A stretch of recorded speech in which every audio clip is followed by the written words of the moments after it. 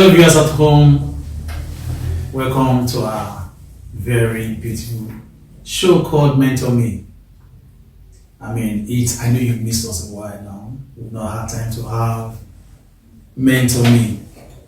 But today we are having a very wonderful guest, a young person, so to say, compared to what we've been having on our Mentor Me programs.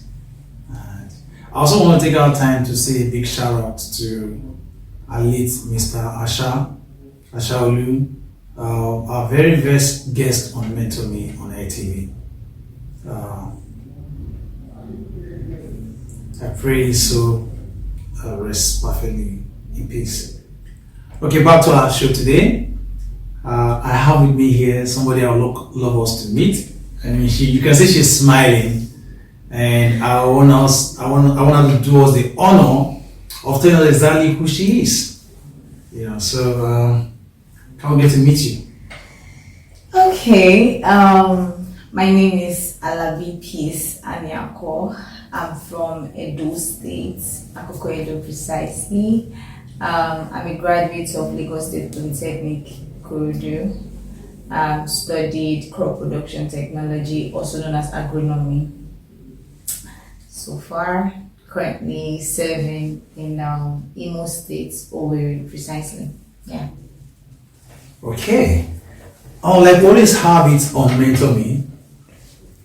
Now this is what Mentor Me is all about, and you're a unique type because right now we've been having to interview people who have seen quite a bit in their life, who have done it here and done it there, who have experienced couple of things, but it's a unique turnaround in what we usually have on Mentor Me, and that's why we're having here today. So you're into Agric, yes, which is very strange for a fine girl like you. Tell us what has the road been. How did you get to this point? Okay, it took a lot of decision making, and first off, my dad is also an agriculturist, so I've seen him, gone to the farm. I've experienced a lot because he focused mainly on oil palm production.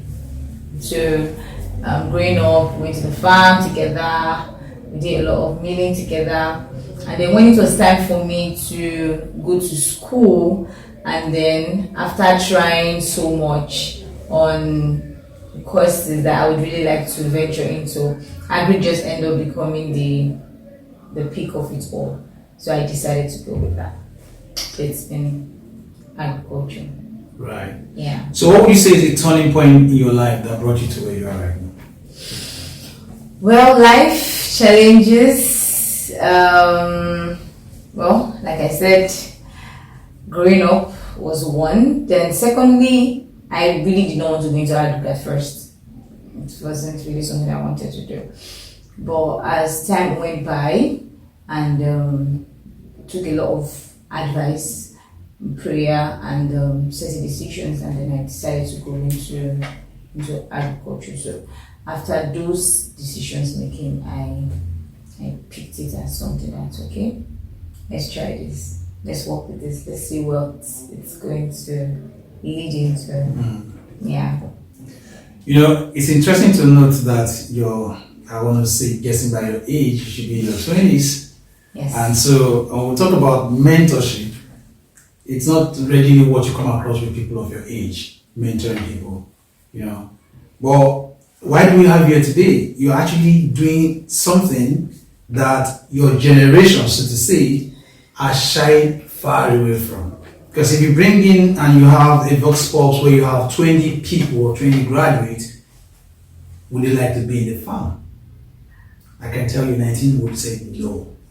Even the very one that would say yes, it's definitely be skeptical. Yeah. So what would you say helped you into this space that a lot of people are not far from?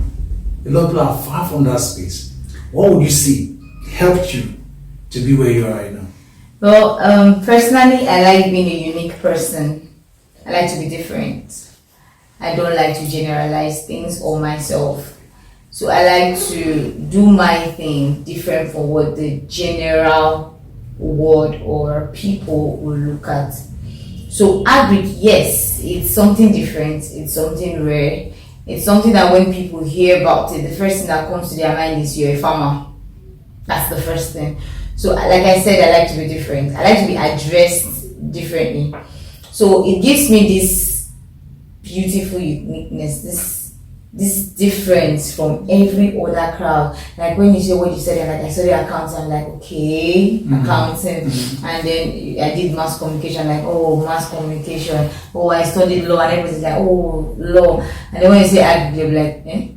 You know, there's always a feeling, a contradiction that comes with agric. And then you're like, farm. So I get those kind of reaction, and I like getting those kind of attention because it gives me this confidence to want to talk about it, why I went into it, why I decided to go into it. So yes, it's something I take pride in. So I just like to be different basically. So that's why. Okay, so here we are, and the same feeling that you get regularly when you hear it, and the same feeling that drives you to want to talk about agric. Now you talk about people at the first instance of hearing agric, they think about you as a farmer. Yes. Can you please help the viewers out there? What's your understanding of agric away from farming? Well, agric is wild. Agriculture is wild. It's not just about farming per se. It cuts across a lot. You have crop production, you have animal rearing, of husbandry, you have fisheries, you have horticulture, you have a lot. You have soil, studying of the soil. You know, agric cuts across just farming. And then when they actually say farming, they believe that, oh, it has to carry your cutlasses, the hoe, the rakes, and all of that. Yes, it involves that. But we've grown, you know, the agric world to become so vast, and then we now have what we call mechanized farming, modernized farming. It's no longer the traditional kind of farming that a lot of persons have in their mind once we just say agriculture. So agric is wild. It's wild, and there are areas everybody can be special. This is my specialization. For someone like me, I'm an agronomist. I deal strictly on crop production. Some it's horticulture. Just like when you a lot of persons love to watch football, for instance, and they don't know how that grass was tended, you know, how the pitch, yes, you know, is tended, and you're like, this pitch is fine. That is agriculture for you. Wow. That is where horticulturists make the money. More like you say, this person is into horticulture. We have those that into olericulture. We have those that are into permaculture. You have those that are into florists, that's with flowers. It's wild. It's wild. So there are a lot of specialization in agriculture. So it cuts across a lot. You want to go into animals, you see goats rearing, you see piggeries, you see snary, you know, a lot of pharmaceutical and cosmetic companies now, you see them harvesting snail slimes. Oh wow. They use those snail slimes for those kind of production. You see golden morn that a lot of us eat now, maize, agriculture. So there are several areas. It's not just farming. It's not just going to the farm and clearing bushes, cutting grasses. No, agric is beautiful. It's a word on its own, honestly. Actually, you're making it sound so beautiful right now. Like I feel like, you know, thinking of venturing into it. You should. But let's think about it. Let's see it from where you are right now. Yes. Tell us what you're doing currently about agriculture. What are you doing? And okay. Currently, I'm into crop production, and the crops I deal on cuts across vegetables, plantation crops, root and tuber crops. But if I'm being more specific, for vegetables, I know a lot of you will be thinking ugu, pumpkin, water leaf, and the likes. Yes, but vegetables cuts across a lot too. We have what we call root vegetables, we have what we call fruit vegetables, we have what we call leafy vegetables, and the rest. So when it comes to fruit vegetables like okra, tomatoes, pepper, I go into that as well. That's vegetable aspect. For the leafy, you have water leaf, you have ugu, pumpkin, you have the one they call green. We have a lot of them like that are leafy.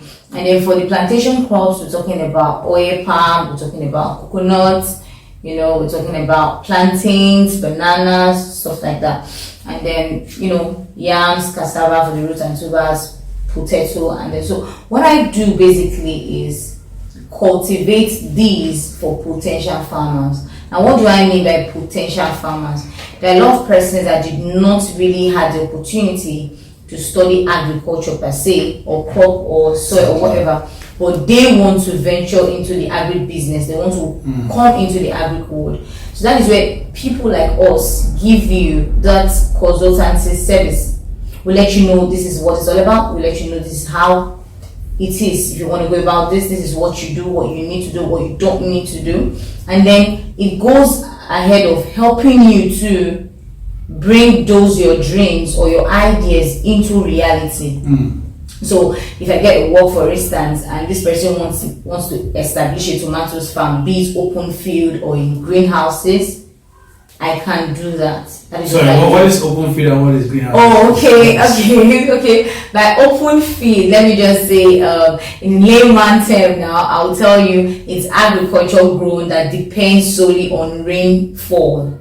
Right. So it's an open field. There is no enclosed space to it. You just get to clear your land and then you get to shaping it. Let me use, like I said, I'm using a layman term. So you get to shaping it in the form that will work with the actual crop you're raising. But if I'm to now go into the agri term, I can tell you, we want to cultivate this land for tomatoes farm. And the open field, like I said, it is rain-fed agriculture, depending solely on rain. Right. Yes. Then for the one that has to do with greenhouse, it's a controlled environment. Okay, that has to do with irrigation, artificial form of getting water. That just that we have which is the natural and then the artificial. So the artificial tends to be what we tag as irrigation. Yes, so the greenhouse happens to be like a storehouse. It comes in different sizes. It's a controlled environment. Like I said, it has its uniqueness, like a house, you understand? So there are certain conditions that are attached to it. It limits the infestation of pests, fungi and some other diseases that can come with crops, because it is controlled.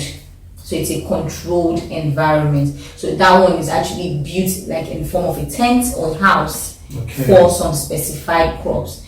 You can use it as a nursery for some crops. You can use it to grow some vegetables as well. So if you want to venture into any of them, that is where I come in. I can tell you this one is okay for this is okay for this. You want consultancy service on this, I can tell you that. You don't want me to establish, but you need my help to know what to do, I can give that to you. Okay, you need me to actually help you establish, cultivate it, and you see. So it's more like a contract at that end. So okay, if I'm going to be with you for a while, I'll tell you this crop is going to take a year. So it means that I'm working with you for a year. So by the time you're harvesting your produce and you're selling off, I'm taking my leave. So it's fun. So it's either you want to renew it or you look for someone else at the point. Well, that's just what I do. Wow, this is interesting. And viewers at home, you could see our beautiful nails. So I was just going to ask you now how you manage being a farmer and you have these beautiful nails. My goodness. I don't use beautiful nails to us because it's quite interesting when you think about the fact that it's not a very space where a lot of young people want to tend to. Yeah. And when I mean young people, even narrow it down to the male young ones. Now, not talk about you being a girl, a lady, permit me to use the word a lady, a fine one at that, and then you are here where you get to probably soil your hands, trying to put things together. What is the challenge be like marrying this beautiful life and having to, sample those, grasses, touch those things? Well, how's it been? Okay, personally, I've had, I think, 2 challenges, but that was when I was in school and I had to do my projects. Okay, so I worked with a soil scientist, and he actually wanted me to explore, not just being limited in knowledge. God bless my supervisor. So yes, I actually had I would say failures because it was something that when I actually wanted to go into agri, and some persons, I'm actually a believer, and I pray about whatever it is that I do. And one thing I told God was nothing dies in my hand. So I've been holding on to that for years now. And then seeing you plant something and it die, you can imagine the reaction that comes with it. I felt frustrated, I was angry, what is this? But it happened that when I complained to most of my lecturers back then, they kept telling me this is research, and I'm like, I don't want to do research, I just want this thing to work. And I got to understand that it's not just all the time that you get what you want, as far as when it comes to this agri thing. You fail, you succeed. You fail and you succeed. And I can tell you, I failed countless times on that particular project, until we came to a conclusion that okay, the soil itself needed to be worked on. And why did we need to work on it? Because I was subjecting that soil to salinity. So now we've got to understand that if maybe I'm to take it up again after the fact that I was restricted to just school of learning, probably because it was a project and something I had to do in school to graduate. If I want to go into it personally, I take that as a personal project for myself, I should be able to get a solution to that problem. And that was the essence of the project at first. Let's subject this soil to salinity. Let's plant this crop. And the crop per se was lettuce. Let's see if it's going to survive. So, we actually had some soil amendments to it. Soil amendment, by soil amendments, I mean fertilizers to it.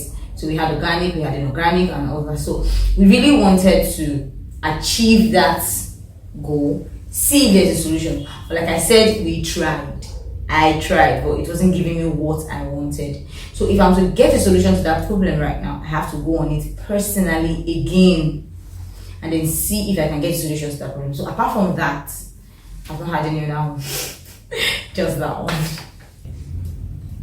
How do you encourage a young person out there looking at you right now that loves the beautiful things he sees about what you're saying about agriculture and also want to venture into it? What would be your mentorship word? For that aspect now, there are several ways you can achieve that. Some persons will tell you, oh, I don't have a land, I don't have a land space to do this or to do that. But currently, one thing that has helped us is also learning different ways. Right. If you don't have a land, what else can you do? So that is where grow bags come in. Okay, grow bags in the sense of anything can be a grow bag. A cement bag can be a grow bag. This nylon, they sell, this black one can be a grow bag. Even trousers, as far as there's a hole on it, it can actually act as a grow bag. Yes. Tell me about it. Like I said, these are different ways of growing. Now, all you need at that point is soil and manure. And these are things you can get just anywhere. Agric is something that doesn't require laziness per se. So you have to have that drive to move with it. So you can have soil anywhere. You can go to poultries. Tell them they don't use the litters to do anything. So that's what I said by poultry. That's what I meant by poultry manure, poultry droppings, poultry manure. Yes, you can beg them. Please, that kind of thing. They some poultry farmers actually get excited when they see people that want to come and pack those deaths. Okay. Yeah. Like they will call it. But for people like us, which is in the crop line, we see it as manure. We see it as you've brought us gold. That is what we see, because that death per se, that manure, that droppings, that feces is something that when we put into our soil on our end tend to act as an organic fertilizer to our produce, like you're giving it food to eat, basically. So even when you don't have land per se, you can get those grow bags. You can even use the cement bag to grow yam. I've done it. I've raised yams in grow bags, in mini sets. It's not something that you need to have like 10 tubers before you can plant. No, you can just get a tuber of yam, then you cut in mini sets, apply with even wood ash, limestone. Wood You ash, know, limestone. even what's it called, fungicides. You can just get and mix them just because to avoid root rots. Like, okay, so that the soil doesn't damage the yam that you're planting. You plant them in the cement bag that you have. And then you make Just water. Oh, okay. You stake when it's necessary. Staking when the vines are coming out, those kind of directions that you give to it. In 9 months' time, you go there, you tell your bag and you're carrying your yam. See? It's not that really hard. But the thing is, first off, have the plan that you actually want to do this thing. Okay? If you are lucky to get the land, fine. You can look for laborers. I think there are a lot of outside guys now that are going into this clearing thing. They can help you clear the land at a very cheap rate. You can also beg them to, if it's the kind of farming you want to go into that require raised bed, you tell them you can show them the picture, they can help you to raise it. It's the one that requires sucking bed. Okay, I know I'm using agricultural terms already. So much terms that I'm trying to catch up with. And I'm sure my viewers at home are actually trying to catch up with those terms as well. Yes. Well, that said, I actually want to ask one particular question. And this has to do with the fact that, if I'm not going to school to study agriculture, okay, and probably all part of the viewers at home right now who are graduates already, probably from different field of learning, and hearing you talk about it right now, and painting agriculture is so beautiful, and I want to get into it. What do you have to tell me or to tell my viewers out there who either didn't go to school or probably didn't go to the higher institution of learning, or probably went to the higher institution of learning but didn't study agriculture, that are now interested in venturing into agriculture? What's the first place to start? Okay. The first thing is deciding on what you want to go into. Okay, I've decided I want to do agriculture, so what next? Okay. Now, deciding on which aspect of agriculture you want to go into. If you want to come into the crop line, then first off, you have to decide on the crop you want to venture into. Are you going to go for plantation crop that will last for years? Plantation crop like oil palm, for instance, where you plant and in 3-4 years you're already getting your results, and that tree can last for about 35 years and above. Do you want to go to that long-term investment? Okay, do you want to do vegetables that in 3-4 months you're already, getting your fruits, if it's tomatoes or pepper, or the leaf, in a month or two you're already harvesting? So these are the things you first of all look out for. Look at the duration attached to any crop. Then you now as an individual look at what you can afford. Okay, can I afford vegetables? Can I afford to wait the long period of planting that will stay up to a year before you start getting what you want? That's the first thing. Then the second thing is the target market. Because you can grow what you want to grow, raise what you want to raise, and you will not be able to sell if you do not have the market for it. So you look around the environment, just like the world we are in right now, that you hear tomatoes is expensive, pepper is expensive, those kind of expensive things now that are very the demand is high, but the price the price is actually very high and the demand too is also high. Something like you can say, okay, let me see this way I can curb this thing to my favor. Why don't I produce this and then let people come to my farm to buy directly? You can now start carrying out market survey. If you have a farm, for instance, where you can get this thing, will you buy?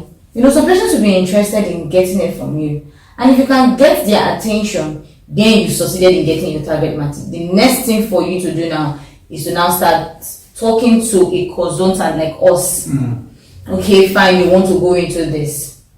These are the advantages. That is where I come in. These are the disadvantages. These are the advantages to these things. Okay, I give you the price of this. What needs to be involved? If you are comfortable and you have the strength, then we'll kick off. It's either I give you the advice for you to get someone to do it for you, or I help you literally, establish it myself. So at that point, those are the things you really need to first of all put in place, because nobody starts an investment, nobody starts up a business without having money to begin with. Exactly. So you must have something first. Okay. Before you can decide, okay, I want to do this. Okay, am I going to sell when I do it? If you're very sure of that, you can come to us. We too can also help you with market as well. Like, okay, we have a lot of persons that want to buy, we have a lot of persons that you can sell to, and then you can push forward with that as well. So it all begins with you planning first, having the financial strength for it, and then you can have more, and probably what you will need is even lesser than, you can even have the land already, just following there and more like wasting. And here you're like, I have one land somewhere. Okay, let's see what this land can produce. So that's just it. So all these are stages that you need to put into consideration first before you decide, okay, I'm doing this. Sure. Okay, so I was going to ask you, which is what I'm doing right now. We live in a world where IT is the order of the day. Digital marketing, information technology, AI this, AI that. And the world has really shifted away from what we know to be what our parents used to do, which is farming. So if you are telling us right now, what's the success story? Because largely, this generation want to know what's the beauty involved in terms of success stories. Do you have any success story in your years of practice that you'd like to share with us? Personally, yes. Okay. Well, I actually have a father that is also into oil palm production. We actually raise nurseries like oil palm seedlings. We sell to potential farmers. We also help to plant as well, because we plant. And my dad happens to be someone that has been into it for years, and he's so vast in that oil palm production. He even worked with Okumo Oil Palm PLC for years. So seeing him while I was growing up was something that actually, it was a motivator to my aspect on agriculture as well. So I have worked with my father, and we've established for some persons, and I can tell you it's been a wonderful ball game entirely. Personally, I've established cassava farm as well. I can't really mention names now, I'm sorry. Okay. But I can only tell you what I've achieved so far. And then yes, I've also grown yam, like I said, personally. It did very well. I used sack, to say sack farming. And like I was describing earlier, the cement bag where you put soy and the manure. I've done that, and it came out wonderfully well. Ginger as well, beautiful. I wish I could show you images, but I can't. No, we'll get into that. Okay, you definitely can see them. And also tomatoes too, but I've not really raised in a greenhouse, but I've raised on an open field, and it did very well. We say the beauty of agric is you keep practicing, you keep meeting challenges, you keep finding solutions. That is it. So there is no perfect person, there is no perfect agronomist, there's no perfect horticulturist. No. You can even be so perfect, and at the end, when there's a general outburst of pest and disease and it affects your crop, what happens to your professionalism at that point? So you keep practicing, and even at failed point, you still want to get it right. That is just the beauty of agric. So when you feel like, oh, this thing is not giving me what I'm supposed to get, you try again. And that is why we have had seeds that are improved. So we have the local seeds, we have the hybrid seed. Some hybrid seed are meant to, like they are actually produced now to withstand some certain environmental conditions or attacks by pests, and also where local seeds may be attacked by, let's say local maize seeds for instance, may be attacked by armyworms. Some hybrid seeds may not even be affected by that. So these are where technologies actually come into play, where breeders come into play in trying to make sure that, okay, they are trying to make seeds that will, become better to withstand some certain environmental factors or pests or disease or fungicide or nematodes, depending on the kind of plant your crop you're venturing into. Yes, so for cassava, yes, I've cultivated for someone and the person has harvested, and I can tell you it was a bumpy harvest. Wow. Yes, and then for yam personally, tomatoes personally, pepper personally, I have gone into that, and I have projects at hand that I'm also going to that has to do with oil palm as well. Someone wants to establish, and then I'm going to be doing that for the person. And I also have another project that has to do with bell pepper, habanero pepper, and tomatoes too. So these are future projects that I'm believing God, and I'm also stressing my strengths and knowledge so far to come out well as well. So basically all these are additions to what we've had, what I've had, and what I am going to have as well, because the door is not shut yet. It's literally just getting open. So I've practiced it. I can say I am good at what I do, but I don't like to talk much. I prefer my action to speak for me. So when I do this thing, you see it, you say, oh, Peace did this. That is it. That is it for me. Awesome. Thank You know, when you have a good success story, I always believe in mentoring show is the fact that for each challenge that you encounter, there is a learning curve. For each difficult moment you have in life, in whatever you do, there's a learning curve. So what did you learn from that moment? Well, like I earlier said, I told one of my lecturers back then, while the whole thing was feeling like I wanted this thing to work. You see, that's another thing. Your driving force, or the driving force of a lot of persons, do not allow them give room for failures. So when they see failures, they give up. And that is where a lot of youths are having it wrong, or a lot of persons are having it wrong. Failures doesn't mean that's the end. It's more like a room to give you more opportunity to try again. So like I said, I prayed about it and I told God nothing dies in my hand.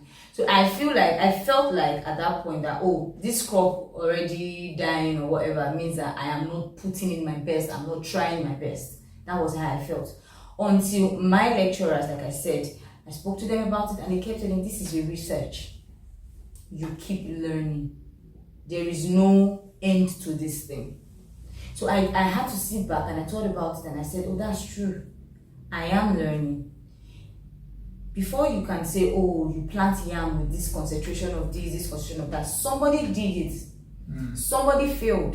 Somebody may have even left it halfway and passed it on to somebody as well. You understand? And then that person will pick it up again and, okay, let me see what this person was trying to figure out here. So that is it. So it's shaping my mind to understand that learning doesn't end. Failures are not the end of it all. Failures is more like a stepping stone to that success that you're trying to attain. So even if I know I did not get the crop to grow, to raise and all of that, but I was able to understand that this is actually another form for me to still get a solution to that problem. Because you see, one thing about projects per se in school is looking for a problem, find a solution to that problem. Like you literally have to have a solution to the problem. So that's the reason we undergo certain type of projects. Okay, in case our soils, for instance, are contaminated with salt, are we going to say we're not going to grow crops anymore? So what's going to happen at that point? So that is the reason you see a lot of researchers trying to find these problems and then look for solutions to it. So like I said, it actually helped me know that I am researching, learning doesn't end, and failure is a stepping stone to that success that you're looking for. And then also got me to understand that you can keep trying. You can keep trying. You will definitely get it. That's just it. You just keep trying. So aside the fact that yes, everybody wants to succeed, give room for that failure. Don't hit yourself too much. Don't beat yourself too much. Like it's not everyone that knows everything. You will fail, but don't give up. Try again. That's just it. Try again. Okay. So we have it all now. It's a beautiful story. We have it all complete. You have the down story. You have the up story, which is so fine. if you really want to reach out to our guest, Peace, she has a mentorship arrangement where people who are learning, who wants to go into it, who didn't go through school of agriculture, who never went to the higher institution of learning, and or who never went to school, like Shirley said, anybody can actually practice agriculture. So reach out to us on Air TV Africa. We will come to you on the program called Mentor Me. And that note, I say me your host. Until I come your way again, my name is Jude Ogunaya. Stay tuned. Bye for now.